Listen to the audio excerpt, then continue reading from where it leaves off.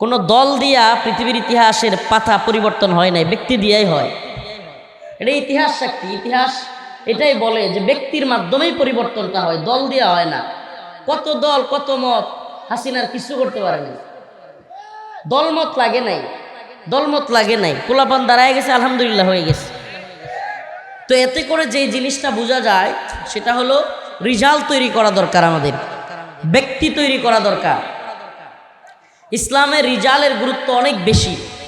প্রিয় ভাইরা আমার, বন্ধুগণ আমার, আপনারা একজন ব্যক্তি পেয়েছেন, একজন নামকরা আলেমে দ্বীন পেয়েছেন। আল্লাহ পাক এই এলাকাবাসীকে এবং এই সর্বস্তরের তাওহীদি জনতাকে এই নিয়ামত দান করেছেন। আল্লাহ পাক এই মাদ্রাসাকেও কবুল করুক, বলেন আমিন। আমি আপনাদের সামনে যে আয়াতে কারিমা তিলাওয়াত করেছি, আমি প্রায় জায়গায় চেষ্টা করতেছি একটা বিষয় এই জাতির মধ্যে ফুটাইয়া তোলা। আলহামদুলিল্লাহ, যদিও অনেকটা ফুটে উঠেছে। চট্টগ্রামের আমাদের ভাই সাইফুল ইসলাম আলিফ তার শাহাদাতের মাধ্যমে অনেকটাই ফুটে উঠেছে, ক্লিয়ার হয়ে গেছে। এ জাতি এর আগে এত বেশি ভারতের বিরুদ্ধে কখনো ঐক্যবদ্ধ হয় নাই। চট্টগ্রামে অ্যাডভোকেট সাইফুল ইসলাম আলিফ ভাইয়ের শাহাদাতের পূর্বে এ জাতি কখনো এতটা ভারত বিরোধী বা হিন্দুত্ববাদের বিরুদ্ধে ঐক্যবদ্ধ হয় নাই। আলহামদুলিল্লাহ, আল্লাহর শুকরিয়া, সাইফুল ইসলাম আলিফ ভাইয়ের শাহাদাত আমাদের চোখগুলো খুলে দিছে। হাক ডাক এরা অনেক দিবে, এরা অনেক হাক ডাক দিবে, এটা বাস্তবতা। কিন্তু এদের হাক ডাক হলো অনেকটা বেলুনের মতো। ফটকা বেলুন আছে না, বড় বেলুন, বিরাট বড় বেলুন, কিন্তু একটা সুই দিয়া খুঁচা দিলেই বেলুন শেষ। আপনারা দেখে থাকবেন, সাইফুল ইসলাম আলিফ ভাই যখন শহীদ হয় তার পূর্বেই হাজার হাজার মানুষ চিন্ময় দাসের প্রিজন ভ্যান আটকে দিচ্ছিল। খেয়াল করছিলেন আপনারা? চিন্ময় দাসের প্রিজন ভ্যান হাজার হাজার মানুষ আটকে দিচ্ছে, পুলিশের উপর হামলা করতেছে, সেনাবাহিনীর উপর গিয়ে আঘাত করতেছে।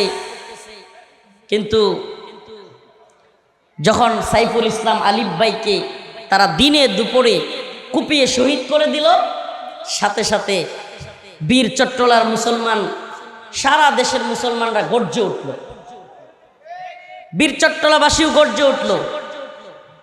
2 থেকে 3 দিন যাইতে পারে নাই, এরপরের নিউজ কি? চিন্ময় দাসের উকিল পাওয়া যাচ্ছে না। 3 দিন পরের নিউজ কি? চিন্ময় দাসের উকিল পাওয়া যাচ্ছে না। মানে তার যে উকিল একজন থাকবে, মামলা লড়বে, এরকম উকিলই তার পক্ষে পাওয়া যাচ্ছে না।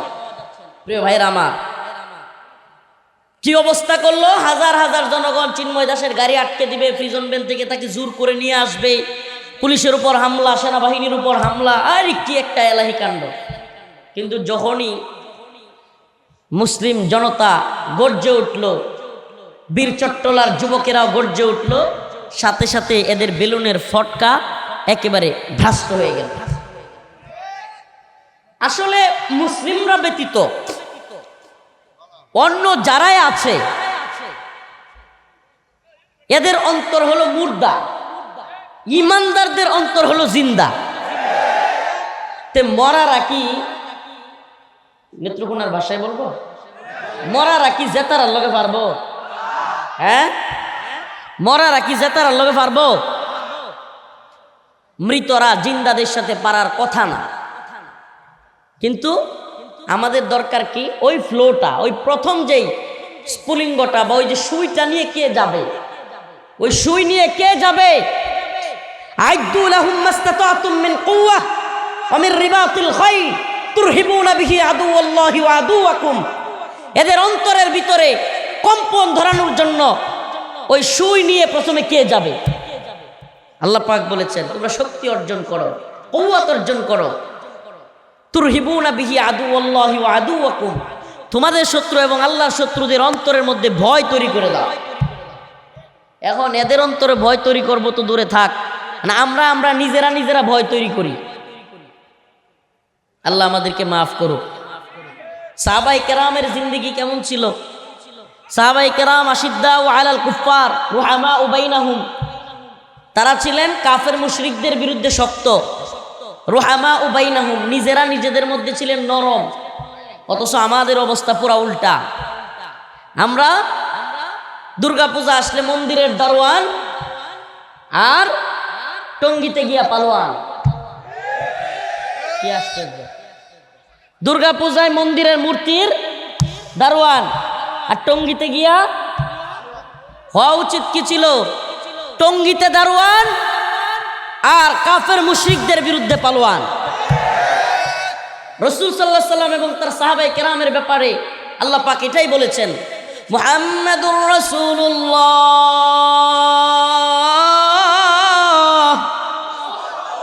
ওয়াল্লাযীনা মা'হু আশিদ্দাউ আলাল কুফফার রুহামাউ বাইনাহুম। আল্লাহ রাসূল এবং তার সাহাবায়ে কেরাম ছিলেন, আল্লাহ পাক কোরআনে বলতেছেন যে তারা কাফের মুশরিকদের ব্যাপারে শক্ত, মুমিনের ব্যাপারে নরম। আর আমরা এখন কি স্বভাব! ভাই রে আল্লাহ, মুমিন কোনো ভাই, আমার কোনো ভাই ভিন্ন দলের একটা ভুল করছে, আই রে খুচাইয়া তেনা পেছানো, বুঝেন? তেনা পেছাইয়া যেমনি হোক ধরতে হবে। এই ভুল করলো কে? এরে ধর। আর কাফের মুশরিকদের ব্যাপারে তার চাইতে জবান বন্ধ। এই সময় জিজ্ঞেস করবেন তার জবান কেন বন্ধ? কোনো কথা নাই তার জবান দিয়া, কোনো কথা নাই। আল্লাহ মাফ করুন। প্রকৃত শত্রু চিনতে ভুল করা, এটা আমাদের জন্য সবচাইতে বড় দুর্বলতা। প্রকৃত শত্রু চিনতে আমরা ভুল করি। এক ধরনের শত্রু আছে যে আপনাকে দেখলে হত্যা করবে। কি করবে? আরেক ধরনের শত্রু আছে আপনাকে দেখলে হাত পা ভেঙে দিবে। তৃতীয় স্তরের শত্রু আছে যে আপনাকে দেখলে খালি একটু বকাঝকা করবে, হুমকি দুমকি দিবে। আমাকে বলেন, আপনি কোন শত্রুর বিরুদ্ধে আপনার জীবনের সময়, আপনার শ্রম, আপনার মেধা সবকিছু ব্যয় করবেন? কার বিরুদ্ধে শক্তি ব্যয় করবেন? যে আপনারা দেখলে একটু বকা মারে তার বিরুদ্ধে? যে আপনারা দেখলে হাত পা ভাঙবে তার বিরুদ্ধে? নাকি যে আপনাকে হত্যা করবে, আপনাকে নিশ্চিহ্ন করে দিতে চাইবে তার বিরুদ্ধে? এই শত্রু মিত্র চিনা। আরে ভাই, যে আপনাকে হত্যা করবে তাকে যদি আপনি ধরাশায়ী করতে পারেন, তাকে যদি সাইজ করে দিতে পারেন, যেগুলো বকাঝকা করে ওয়াহাবি এটা সেটা, হ্যাঁ মোল্লা এই সেই বলে, এগুলো এমনিতেই দেখবেন ভয়ে ভাব দেখতেছে। যদি মূল ডালে সাইজ করে দিতে পারে, সুবহানাল্লাহি ওয়া বিহামদিহি। এই জন্য ফোকাস আমাদের কোন দিকে থাকবে? এটা একটা বহুল প্রচলিত এবং বহুল প্রচারিত একটা কথা। এটা মোটামুটি আমরা সবাই জানি। ইসলামী ইতিহাস পড়লে এটাই পাওয়া যায় যে কাফেররা সব সময় চিন্তা করত মুসলমানদেরকে কিভাবে পৃথক করে রাখা যায়, কি করা যায়। শত্রুদের কাজই এটা। আপনার বন্ধু বাড়াবেন নাকি শত্রু বাড়াবেন? বুদ্ধিমান তো তারা যারা শত্রু কমায়। শত্রু অনেক, কিন্তু সবগুলোর একসাথে ধরা যাবে না। মাঝে মাঝে যেই শত্রু আমারে দেখলে বকা দেয়, ওই যেটা আমাকে হত্যা করতে চায় তার বিরুদ্ধে প্রয়োজনে যেটা বকা দেয়, এটা জড়ায় হলেও ধরতে হবে। জড়ায় ধরতে হবে প্রয়োজন হলে, যে ভাই আয়, তোরে দেখলেও মারতে চায়, আমারে দেখলেও মারতে চায়, লয়ডারে মারি আগে। প্রিয় ভাইরা আমার, বন্ধুগণ আমার, এই শত্রু চেনা, এই ক্যাপাসিটি ইসলামপন্থীদের আল্লাহ মাফ করুক আমাদের কবে যেন হবে। আমরা শত্রু চিনি না, শত্রু বুঝারও চেষ্টা করি না, শত্রুর খাওয়ায় দেওয়া ট্যাবলেট বারবার খাই। শত্রু জানে এদেশের মুসলমানরা কখনোই মূর্তি পূজা করবে না, এদেশের মুসলমানরা নাস্তিক হবে না। তাহলে কি করা যায়? এদেশের মুসলমানদেরকে চেতনার ট্যাবলেট খাওয়াতে হবে। 16 বছরে হাসিনার মাধ্যমে, আওয়ামী লীগের মাধ্যমে এদেশে মুসলিমদেরকে ট্যাবলেট খাওয়ানো হয় না? বাঙালি চেতনার ট্যাবলেট, মুক্তিযুদ্ধের চেতনার ট্যাবলেট, মুজিবের চেতনার ট্যাবলেট, কত চেতনার ট্যাবলেট বিক্রি হয় নাই? চেতনার ব্যবসায় এখন লাল বাতি জ্বলে গেছে। চেতনার ব্যবসায় এখন লাল বাতি, ব্যবসা বন্ধ। এই যে বন্ড পীরগিরির যে ব্যবসা চলতেছে, বিদাত কিংবা বিভিন্ন ধরনের, আপনি বিশ্বাস করেন এদের সাথে আপনার ফাইটিং এর দরকার নাই, এগুলো এমনি বন্ধ হবে। আফগানে আছে এখন, আফগান বিজয়ের পরে কারো এমন দুঃসাহস আছে ভাস্কর্য, মূর্তি কিংবা বিদাত এগুলো করবার? সুবহানাল্লাহ। বিজয়ের দ্বার যখন উন্মুক্ত হয়ে যায়, আল্লাহ পাকের ঘোষণা, ইদা জা নাসরুল্লাহি ওয়াল ফাতহ ওয়া রাআইতান নাস ইয়াদখুলুনা ফি দীনিল্লাহি আফওয়াজা। সুবহানাল্লাহ। ফাসাব্বিহ বিহামদি রাব্বিকা ওয়াস্তাগফির ইন্নাহু কানা তাওয়াবা। আল্লাহ রাব্বুল আলামিন বলেছেন, ইদা জা নাসরুল্লাহি ওয়াল ফাতহ, যখন আল্লাহর পক্ষ থেকে সাহায্য এবং বিজয় চলে আসবে, ওয়া রাআইতান নাস ইয়াদখুলুনা ফি দীনিল্লাহ, আপনি দেখবেন মানুষ দলে দলে দলে দলে মানুষ দ্বীনের মধ্যে প্রবেশ করতেছে, আফওয়াজা, দলে দলে। ওয়া রাআইতান নাস ইয়াদখুলুনা, প্রবেশ করতে থাকবে, ফি দীনিল্লাহ, দ্বীনের মধ্যে, আফওয়াজা, দলে দলে। সুবহানাল্লাহ। মানুষ দলে দলে দ্বীনে প্রবেশ করবে। তাই হয় কি হয় না? বলেন, তাই হয় কি হয় না? প্রিয় ভাইরা আমার, বন্ধুগণ আমার, আজকে থেকে মাত্র 5 মাস আগের কথা বলি। কয় মাস? আগস্টের 5 তারিখ, August, September, October, November, December, এই তো 5 মাস। 5 মাস আগে সারা দেশে ঘুরলে মনে হইতো সব আওয়ামী লীগ। কথা কন্যা করে বেড়ায়, সারা দেশে ঘুরলে দেখা হইলে সবাই কি মনে হইতো? রিমান্ডে গেলাম, কারাগারে গেলাম, কিংবা যেখানেই গেলাম, বাহ, অফিসার দেখলেই মনে হয় সব আওয়ামী লীগ। এখন দেখবেন ওমা সব বিএনপি জামাত, রাতারাতি। বুঝছেন বিষয়টা? আসলে এদের কোনো আদর্শ নাই, কারো কোনো আদর্শ নাই। তো আদর্শিক জায়গায় এত বেশি দুর্বল এই পলিটিক্যাল ব্যাকগ্রাউন্ডের লোকেরা, এত বেশি দুর্বল যে স্বার্থে আঘাত লাগলে আদর্শ বিক্রি করতে 5 মিনিট সময় নেয় না। আমি মনে হয় বুঝাইতে পারিনি। মানে স্বার্থের দ্বন্দ্ব, যদি মনে করে নিজের স্বার্থ আদায় হবে না, বিপদে পড়ে যাবে, 5 মিনিট এদের আদর্শিকভাবে এরা টিকে থাকে না।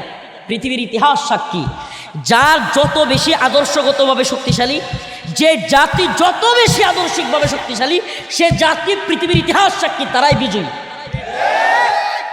আপনি বলেন আমাকে,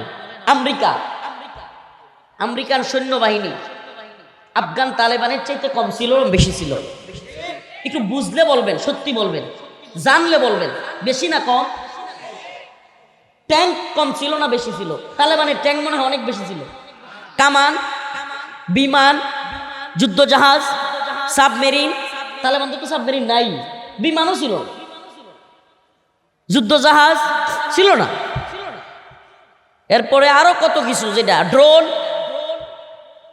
অ্যাটাকিং হেলিকপ্টার, কিছু না।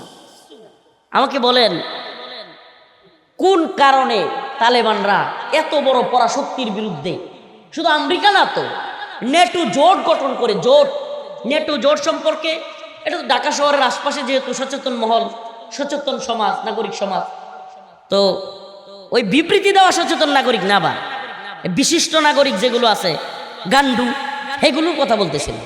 আপনারা সচেতন, আলহামদুলিল্লাহ। তো এই সচেতনতা থাকলে এতটুকু বুঝবেন যে আফগান তালেবানরা এই নেটো জোটের বিরুদ্ধে, এই সর্বনাশ, 48টা রাষ্ট্রের একটা জোট, ফ্রান্স, জার্মানি, ইতালি, কি বলে, আমেরিকা, ব্রিটেন, সমস্ত এত বড় বড় বড় পরাশক্তিগুলো একত্রিত হইয়া আমেরিকায় আইসা শেষে নাকে খত দিয়া সাইরা দেমা কান্দাবাসী বাপ দাইকা বিদায় হইল। যেই আমেরিকা, যেই ব্রিটেন বা যেই নেটো আফগানিস্তানে আসছিল, কি কারণে, কি বলছিল? আফগানের তালেবানরা হলো জঙ্গি, তারা মৌলবাদী, তারা সন্ত্রাসী, উগ্র, এদেরকে নিশ্চিহ্ন করে দিব, আফগানের অধিকার প্রতিষ্ঠা করব, সমান অধিকার প্রতিষ্ঠা করব, আফগানের অবকাঠামোগত উন্নয়ন করব, আফগানে নারী পুরুষের সমান অধিকার তৈরি করব। এই সবকগুলো নিয়েই তো আসছিল। কথা কর না? আরে ভাই, শিয়ালেও যখন আপনার ছাগলকে ধরে, ছাগল বকরিকে ধরে, তখনও একটা অজুহাত তুলে, অজুহাত তুলতে তো হবে। আপনার একটা ভুল না দইরা, কথা না বইলে তো গারমট কেন যায় না?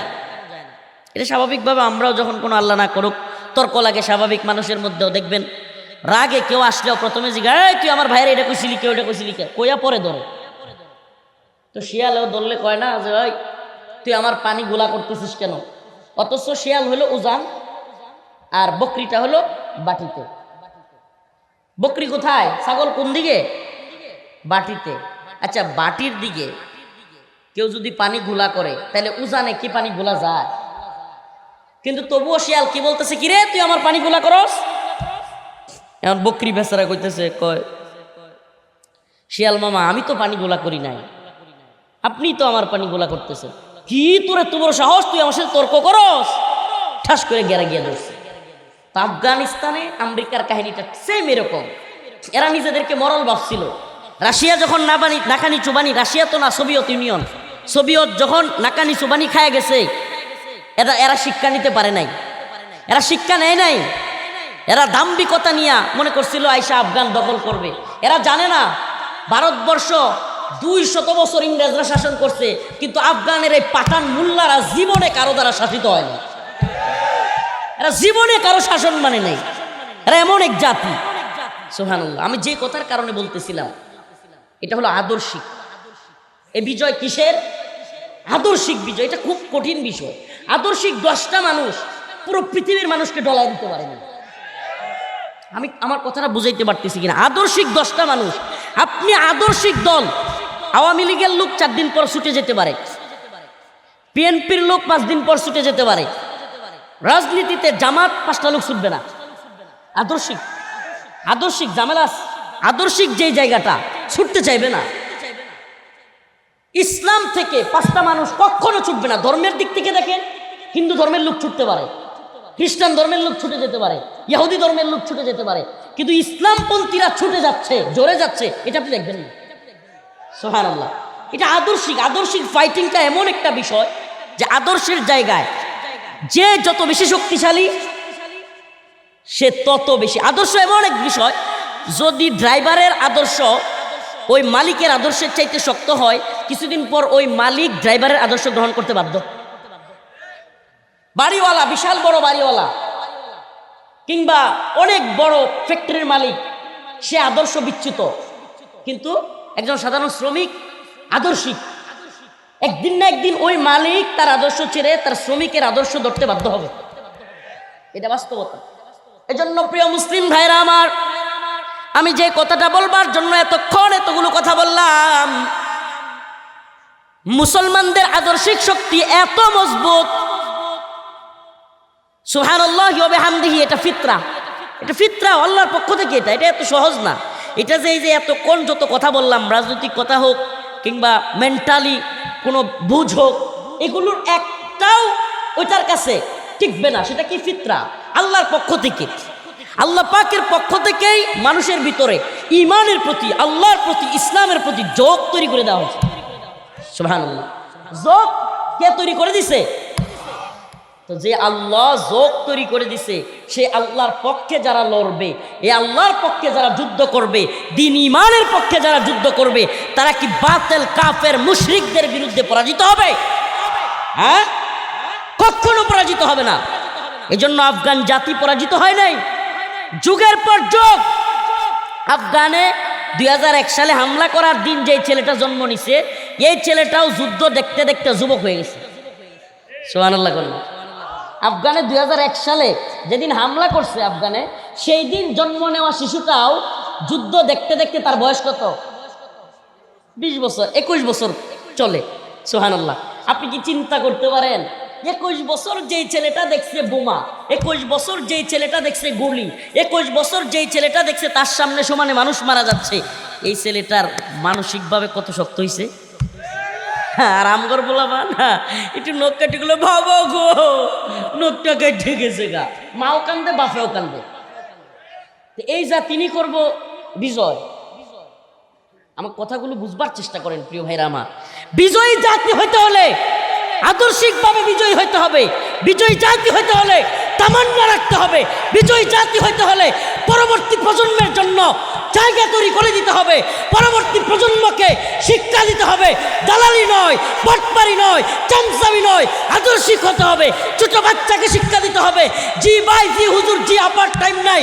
আদর্শিকভাবে বিজয়ী হতে হলে পুরো পৃথিবীর সমস্ত তাগুতি শক্তিকে, জালিমি শক্তিকে, পুরো সিস্টেমকে ভেঙে চুরে ইসলামকে বিজয়ী করতে হলে আগামী প্রজন্মকেও সেভাবে তৈরি করতে হবে।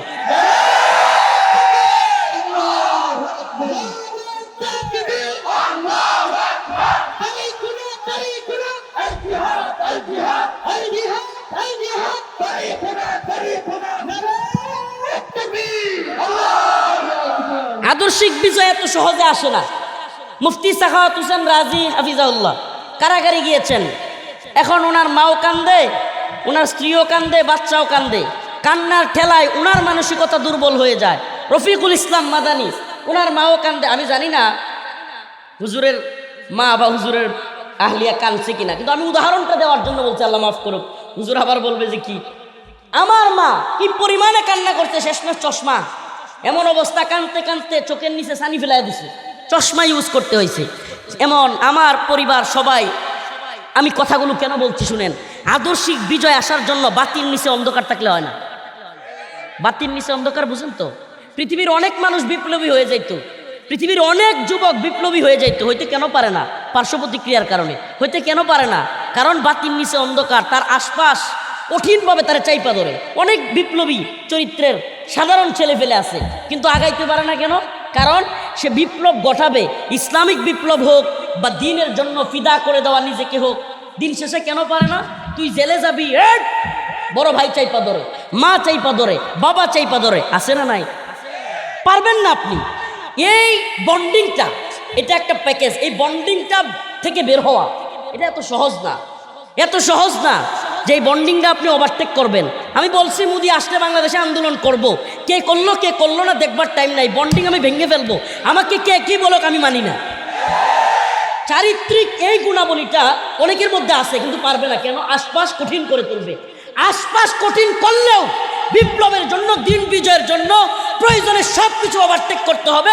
শুধু একটা জায়গায় দেখতে হবে যে আমার আল্লাহর সাথে মুআমালাটা আমার ক্লিয়ার কিনা। এই পৃথিবী কি বললো না বললো এগুলো দেখে আগাইতে পারবেন না আপনি। এই পৃথিবী কি বললো না বললো এগুলো দেখে আপনি আগাইতে পারবেন না। আল্লাহ পাক বলেছেন, ইয়া আইয়ুহাল্লাযীনা আমানু মান ইয়ারতাদ্দা মিনকুম আন দীনিহি ফাসাউফা ইয়াতিল্লাহু বিকওমিন ইউহিব্বুহুম ওয়া ইউহিব্বুনাহু আদিল্লাতিন আলাল মুমিনিন আইজ্জাতিন আলাল কাফিরিন ইউজাহিদুনা ফি সাবিলিল্লাহ ওয়ালা ইয়াখাফুনা লাওমাতা লাইম। আল্লাহ রাব্বুল আলামিন বলেন, যদি এই দিন থেকে তোমরা মুখ ফিরায় নাও সমস্যা নাই। যদি কোনো পিশাব, কোনো বড় শায়েক, বড় কোনো বক্তা, বড় কোনো মুফতি নিজের মনে করে যে ইসলাম ওনার কাছে লিজ দেওয়া হয়েছে, কোনো উপদেষ্টা, না, ইসলাম কারো কাছে লিজ দেওয়া হয় নাই। আল্লাহ বলতেছেন তোমরা সবাই যদি মুখ ফিরায় নাও এতে আমার কোনো আফসোস নেই। ফাসাউফা ইয়াতিল্লাহু বিকওম, আমি আরেক জাতিকে তৈরি করে ফেলবো। সুবহানাল্লাহ। ইউহিব্বুহুম ওয়া ইউহিব্বুনাহু, আল্লাহ বলেন তারা তোমাদের মতো হবে না। তারা কেমন হবে? যাদেরকে আমি ভালোবাসবো তারাও আমাকে ভালোবাসবে। সুবহানাল্লাহ। আদিল্লাতিন আলাল মুমিনিন, তারা মুমিনদের ব্যাপারে হবে নরম, টঙ্গিতে গিয়ে কি হবে? তারা নরম। আইজ্জাতিন আলাল কাফিরিন, ভারতের বিরুদ্ধে হবে তারা শক্ত। ভারতের বিরুদ্ধে তারা শক্ত না নরম? এটা আল্লাহর কথা। ইউজাহিদুনা ফি সাবিলিল্লাহ, আল্লাহ রাব্বুল আলামিন বলেন আমি তাদেরকে ভালোবাসবো, তারা আমাকে ভালোবাসবে। 2, 3 নাম্বার, আইজ্জাতিন আলাল মুমিনিন, মুমিনদের ব্যাপারে নরম। আদিল্লাতিন আলাল মুমিনিন আইজ্জাতিন আলাল কাফিরিন, কাফেরদের ব্যাপারে শক্ত। ইউজাহিদুনা ফি সাবিলিল্লাহ, তারা আল্লাহর রাস্তায় কিতাল করবে, জিহাদ করবে। নাম্বার 6, ওয়ালা ইয়াখাফুনা লাওমাতা লাইম। সুবহানাল্লাহ। কোন নিন্দুকের নিন্দার পরোয়া তারা করবে না। এই কাজগুলো করতে গেলে নিন্দুকের নিন্দা, নিন্দুক আপনার ভাই হইতে পারে, নিন্দুক আপনার উস্তাদ হয়ে যেতে পারে, আল্লাহ মাফ করুন, নিন্দুক আপনার উস্তাদ হয়ে যেতে পারে, নিন্দুক আপনার প্রতিবেশী হয়ে যেতে পারে, নিন্দুক আপনার অনেকেই হয়ে যেতে পারে। এতে করে টাইম নাই, আল্লাহর কথা শুনতে হবে। ওয়ালা ইয়াখাফুনা লাওমাতা লাইম। আল্লাহ বলেছেন এই শ্রেণীর লোকেরা, এই গুরাবারা, বাদা আল ইসলাম গরিবান ওয়া সায়াউদু কামা বাদা ফাতুবা লিল গুরাবা। সুসংবাদ, সেই সমস্ত লোকদের মতো ইসলাম অপরিচিত অবস্থায় ছিল, গোরাবা অবস্থায় আবার গোরাবা অবস্থায় ফিরে যাবে। ফাতুবা লিল গুরাবা, ওই সমস্ত গোরাবাদের জন্য সুসংবাদ। সুবহানাল্লাহ। আল্লাহ রাসূল বলেছেন, সাহাবায়ে কেরাম বললেন ইয়া রাসূলুল্লাহ গোরাবা কারা? আল্লাহ রাসূল বললেন আল্লাযীনা ইউসলিহুন ইদা ফাসাদান নাস, মানুষ যখন ফিতনা ফাসাদের মধ্যে নিমজ্জিত হবে ওই ফিতনা ফাসাদ থেকে উদ্ধার করে নেওয়ালারাই হলো গোরাবা। নিজে মুসলিহ হওয়া গোরাবা না, ইসলাহ করে যারা তারা গোরাবা। সুবহানাল্লাহ। স্রোত আসলে স্রোতে গা তো সবাই বাসা, কিন্তু স্রোতের বিপরীত কারা চলে? সুবহানাল্লাহ। স্রোতের বিপরীত সবাই চলতে পারে না, সম্ভব হয় না। তো স্রোতের বিপরীত যারা চলে তারাই ঘোরাবা। ইউজাহিদুনা ফি সাবিলিল্লাহ। অতএব দুনিয়ার রঙিন স্বপ্ন দেখা বাদ দাও, এই দুনিয়ার রঙিন স্বপ্ন দেখা বাদ দাও। অনেকে স্বপ্ন দেখছে, কিচ্ছু করতে পারে নাই। আর এই দুনিয়া কিছুই না। ওমা হাযিহিল হায়াতুদ দুনিয়া ইল্লা লাহবু ওয়া লাইব। আল্লাহর কথা, এরপরে আর কোনো কথা থাকতে পারে না। আল্লাহ যে কথা বলেছেন, তার বান্দা এই কথা শুনবার পরে কি বলবে? আল্লাহ নিজে বলেন, ক্বালু সামি'না ওয়া আতা'না। বাস, আমি শুনলাম এবং মানলাম, তারপরে আর কোনো বক্তব্য নাই। আমার আল্লাহ বলেছেন, বেশ সামি'না ওয়া আতা'না, আমি শুনলাম এবং মানলাম। আমার রব বলেছেন, ওমা হাযিহিল হায়াতুদ দুনিয়া ইল্লা লাহবু ওয়া লাইব। আরে এটা হলো খেলতামাশার দুনিয়া, মরিচিকা। এই মরিচিকার পিছনে না ছুটে আসো দাওয়ায়াদার জিহাদের পথে, কিতালের পথে, ভূখণ্ডেও আফগানের মতো, সিরিয়ার মতো ইনশাআল্লাহ সুম্মা ইনশাআল্লাহ মুসলমানদের বিজয় আসবে। হিন্দুত্ববাদী, ব্রাহ্মণ্যবাদী, তাগুতি শক্তির বিরুদ্ধে গজওয়াতুল হিন্দে আমরাই শরীক হব, আমরাই লড়াই করব, বিজয় আমাদের আসবে। রাসূল বলেছেন, ইসাবাতান মিন উম্মতি আহরাজাহুমুল্লাহু মিনান নার, ইসাবাতুন তাগজুল হিন্দা ওয়া ইসাবাতু মা ঈসা ইবনে মারইয়াম। আমার উম্মতের দুইটা দলকে আল্লাহ পাক জাহান্নামের আগুন থেকে মুক্তির ঘোষণা দিয়েছেন। একটা দল হলো ইসাবাতুন তাগজুল হিন্দা, গজওয়াতুল হিন্দের সৈনিকেরা। আমরা গজওয়াতুল হিন্দে শরীক হব ইনশাআল্লাহ বিইذنিল্লাহ।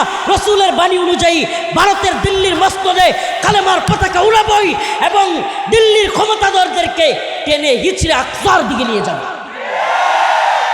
রাজি আছেন তো ইনশাআল্লাহ? রাজি আছেন তো ইনশাআল্লাহ? শত্রু চিনা, প্রথম থেকে যে কথাটা বলতেছিলাম, আদর্শিক জায়গায় শক্ত হওয়া এবং শত্রুদেরকে চিনা, মিত্রকে চিনা, শত্রুকেও চিনা, শত্রুর প্রকারও বুঝা। শত্রুর প্রকার তিনটা। একটা আপনারা দেখলেই ওয়াহাবি, এই সেই মাযহাবি, গোরামি, মানে যা মন চায় বলে। একটা বলে কি বলে না। আবার পেট্রো ডলারদের বিরুদ্ধে, মোহাম্মদ বিন সালমানের বিরুদ্ধে এদের কোনো বক্তব্য পাবেন না। বিভিন্ন, আমি দলাদলি যাচ্ছি না, কিন্তু এদের বক্তব্য পাবেন না। এদের কথায় এখনই কান দেওয়া যাবে না। এরা বকাঝকা করবে, কথাবার্তা। কিছু আছে আপনারা হাত পা ভেঙে দিবে, ভেঙে দিছেও, আমাদের ভাইদেরকে মারছেও। কিছু আছে আপনাকে ধ্বংস করতে চাইবে, আপনার ইসলামকে ধ্বংস করে দিতে চাইবে। আমাদের মূল শক্তিটা, আমাদের মেধা, আমাদের শ্রম, আমাদের গাম সব ব্যয় হবে ওদের বিরুদ্ধে, ওদের বিরুদ্ধে। আমাদের মূল ফোকাসটা যদি আমরা ওদিকে রাখতে পারি। আমেরিকার র্যান্ড কর্পোরেশন নামে বিরাট বড় একটা সংস্থা, র্যান্ড কর্পোরেশনের বক্তব্য ছিল এটা, যে মুসলিমদেরকে আদর্শিকভাবে যুদ্ধ করে পরাজিত করা সম্ভব না। অতএব কি করতে হবে? মুসলিমদের মধ্যে নিজেদের দলাদলি শুরু করাই দিতে হবে। এই দলাদলি যদি আমরা করাই দিতে পারি, মুসলিমরা এমনিতেই পরাজিত থাকবে। এটাই করা হচ্ছে, বারবার বারবার আমরা দেখতেছি সেই চালাকিটাই অ্যাপ্লাই করা হচ্ছে। প্রিয় ভাইরা আমার, বন্ধুগণ আমার, অবশ্যই অবশ্যই আমাদেরকে আদর্শিকভাবে শক্ত হতে হবে। লাতাজিদান্না আশাদ্দান নাস আদাওয়াতাল লিল্লাযিনা আমানুল ইয়াহুদ ওয়াল্লাযিনা আশরাকু। আল্লাহ পাক যেহেতু বলেছেন আমাদের সবচাইতে কঠিন শত্রু হলো ইহুদি এবং মুশরিকরা। কারা? দেখেন না আল্লাহর বক্তব্যের সাথে মিলান। সুবহানাল্লাহ। আল্লাহ 1500 বছর আগে বলেছেন, গোটা পৃথিবীতে এক শতাব্দী ধরে, বিগত শতাব্দী ধরে যে দুইটা জায়গায় সবচেয়ে বেশি নির্যাতন হচ্ছে, একটা ফিলিস্তিন আর একটা কাশ্মীর। দুইটা জায়গায়, একটাতে হলো মুশরিক আর একটাতে হলো ইহুদি। ঠিক কি ঠিক না? আল্লাহ পাক আমাদেরকে ইহুদি এবং মুশরিকদের বিরুদ্ধে ঐক্যবদ্ধভাবে শক্তিশালী হওয়ার তৌফিক দান করুন। প্রিয় মুসলিম যুবক ভাইরা, আখিরি পয়গাম তোমাদের কাছে, চিৎকার করে নয়, আস্তে বলি। আখিরি পয়গাম, যেইভাবে স্বাভাবিকভাবে চিন্তা করতেছেন, এই স্বাভাবিক পরিস্থিতিতে থাকবে না, আল্লাহ না করুক। পরিস্থিতি অস্বাভাবিক যে কোনো মুহূর্তে হয়ে যেতে পারে। হিন্দুত্ববাদীদের ষড়যন্ত্র থেমে নেই। এই ষড়যন্ত্র এত ভয়ানক, ভয়ঙ্কর, যেই ষড়যন্ত্রে যে কোনো মুহূর্তে মুসলিমদের উপর কাশ্মীরের মতো, ফিলিস্তিনের মতো মেসাকার আসতে পারে। এজন্য বলি, ঈমান, হিম্মত এবং শারীরিক ফিটনেস সব কিছু আমাদের দরকার হবে। নিজেদের শক্তিটা নিজেদের পিছনে ব্যয় না করে ওই শক্তির বিরুদ্ধে ব্যয় করার তৌফিক, হিম্মত আল্লাহ দান করুক। ওয়া আখিরু দাওয়ানা আলহামদুলিল্লাহি রাব্বিল আলামিন। আসসালামু আলাইকুম ওয়া রাহমাতুল্লাহি ওয়া বারাকাতুহু।